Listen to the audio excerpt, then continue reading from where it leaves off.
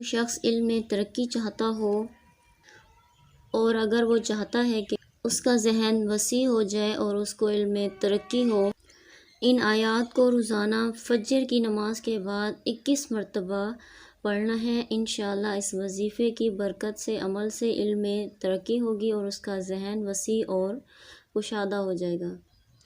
آیت یہ ہے، بسم اللہ الرحمن الرحیم، رب اشرح لی صدری ویسر لی امری واحلل عقدۃ من لسانی یفقہوا قولی۔ رب اشرح لی صدری ویسر لی امری واحلل عقدۃ من لسانی یفقہوا قولی۔ آپ نے چینل کو سبسکرائب اور ویڈیو کو لائک کرنا ہے، شکریہ۔